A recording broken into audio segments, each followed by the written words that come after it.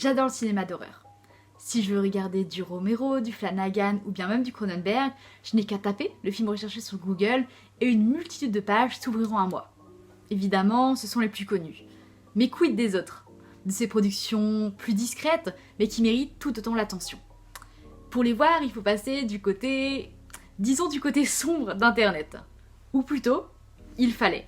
Car depuis 2020, il existe une plateforme exclusivement dédiée au cinéma d'horreur, rassemblant des longs et courts métrages par centaines. Ça s'appelle Shadows, c'est français, et surtout, c'est légal. Bonjour à tous, j'espère que vous allez bien. On se trouve aujourd'hui pour une toute nouvelle vidéo qui sera consacrée à l'un de mes abonnements streaming les plus rentables, surtout pour la fan de cinéma d'horreur que je suis, puisque, je vous l'ai expliqué en introduction, je vais vous parler donc d'une plateforme française exclusivement dédiée au cinéma d'horreur. Ça s'appelle Shadows, et à vrai dire, ça fait déjà un petit moment que j'entendais parler et que je voulais offrir un abonnement à mon papa, lui aussi amateur de cinéma d'horreur. Alors, à l'occasion de la fête des pères, j'en ai profité pour lui offrir un abonnement de 4 mois, et nous sommes tous les deux ravis de la plateforme, si bien qu'on a décidé de rempiler pour une année entière. Mais avant d'aller plus loin, j'ai déjà envie de vous raconter la jolie histoire derrière ce projet.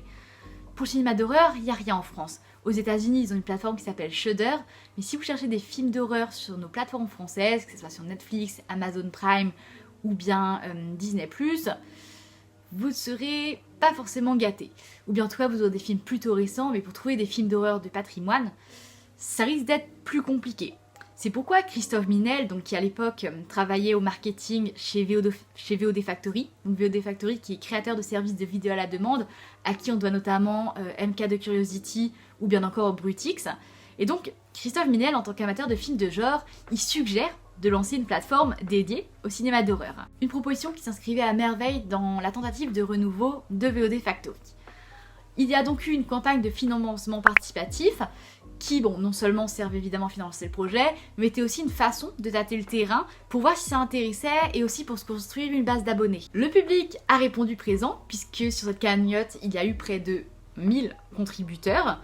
Alors au total, sur un objectif de 10 000 €, eh bien la cagnotte a rassemblé 36 538 €. Donc, plein plus. Shadows est donc lancé en mars 2020, quelques jours avant le confinement, et il est difficile de nier en fait l'influence positive de la pandémie pour la plateforme, puisque les gens sont restés chez eux, ils ne pouvaient pas aller au cinéma, et donc pour continuer à regarder des films, sont remis au streaming.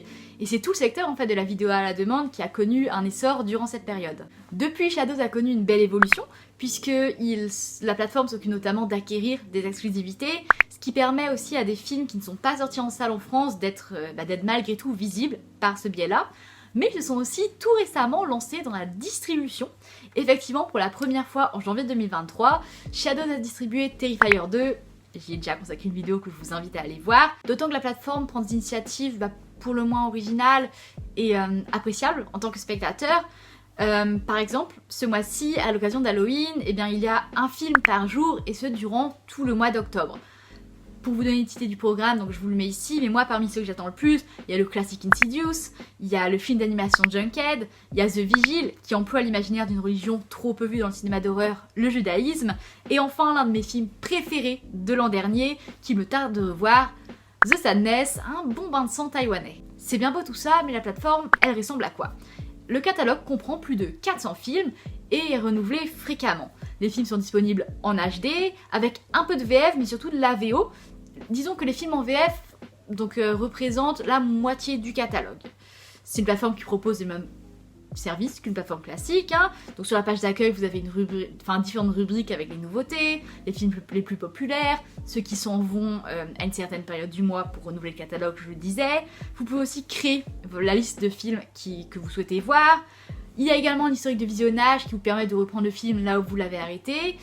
Et il y a des petits points comme non négligeables, des ajouts que je trouve très agréables par rapport aux plateformes classiques, notamment des sélections faites par des personnalités, que ce soit des réalisateurs, comme le réalisateur Alexandre Aja, des journalistes, par exemple Demoiselle d'horreur qui maintenant travaille à écran large, des vidéastes comme As d'épouvantail ou bien Le Coin du Bis. Mais moi, il y a une chose que je chéris particulièrement sur la plateforme, et c'est pour moi l'une des principales raisons pour laquelle Shadows se démarque vis-à-vis des autres plateformes, c'est le classement par tag.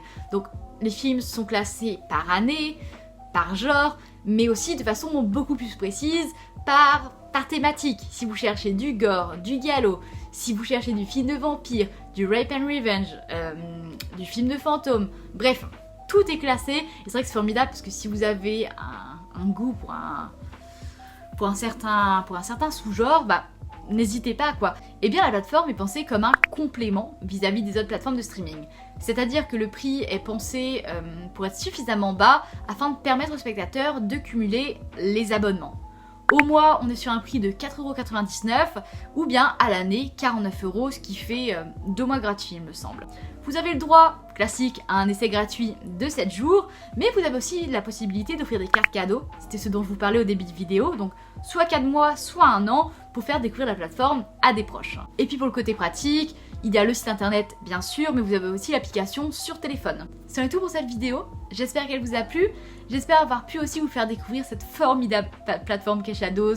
Comme je le disais, un projet de passionnés pour les passionnés, et ça fait plaisir en tant que cinéphile en fait de voir fleurir des projets pareils, donc moi je peux que soutenir ce genre d'initiative. Je tiens juste à conclure cette vidéo en disant que ce n'est pas un partenariat, hein, même si je suis très dithyrambique vis-à-vis de la plateforme, mais c'est vrai que c'est une initiative en fait que je trouve très belle. On sent vraiment l'envie de plaire aux amateurs de cinéma de genre, et c'est vrai que le catalogue s'étoffe au fur et à mesure, et ça fait vraiment plaisir de voir cette plateforme grandir et obtenir de plus en plus d'utilisateurs.